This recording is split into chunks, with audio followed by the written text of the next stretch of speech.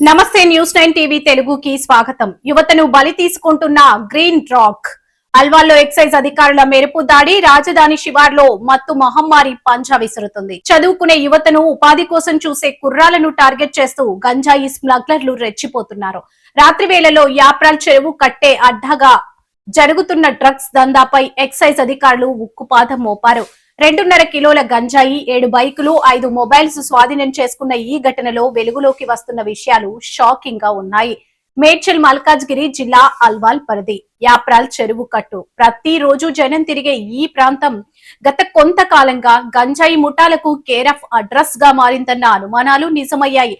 జిల్లా ఎక్సైజ్ అధికారి నవీన్ కుమార్ ఆదేశాలు ముకుందరెడ్డి పర్యవేక్షణలో అల్వాల్ ఎక్సైజ్ టీం పక్కా సమాచారంతో రంగంలోకి దిగింది.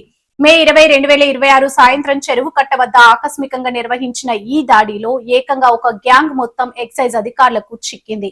ఈ ముఠా దగ్గర 2.5 కేజీల ఎండు గంజాయి దొరకడమే కాదు, నేరానికి వారు ఉపయోగిస్తున్న వాహనాలు చూస్తే పోలీసులే విస్తుపోయారు. ఏకంగా 7 ద్విచక్ర వాహనాలు, అందులో 2 electric vehicles, fashion plus, TVS NTorq ఇలా ఖరీదైన వాహనాలపై తిరుగుతూ మత్తు పదార్థాలను సరఫరా చేస్తున్నారు. కొత్తూరు విశాల్, గణేష్, తరుణ్, విష్ణుకుమార్, చంద్రకాంత్ ఇలా మేడ్చల్, వరంగల్, మెదక్ జిల్లాలకు చెందిన యువకులు ఈ దందాలో కూరుకుపోయారు. సంచలనం ఏంటంటే ఈ ఘటనలో 7 నిందితులుండగా 2 మాత్రం అధికారుల కళ్లుగప్పి పరారయ్యారు. వారి కోసం గాలింపు ముమ్మరం చేశారు. యువతను తప్పుదారి పట్టిస్తున్న ఈ గ్రీన్ డ్రాగ్ గ్యాంగ్ వెనుక ఇంకా ఎవరైనా పెద్ద తలకాయలు ఉన్నాయా అన్న కోణంలో ఇప్పుడు విచారణ మొదలైంది.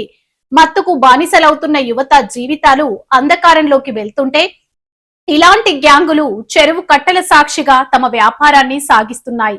యువతను మత్తుకు దూరంగా ఉంచాలని ఎక్సైజ్ అధికారులు హెచ్చరిస్తున్నారు.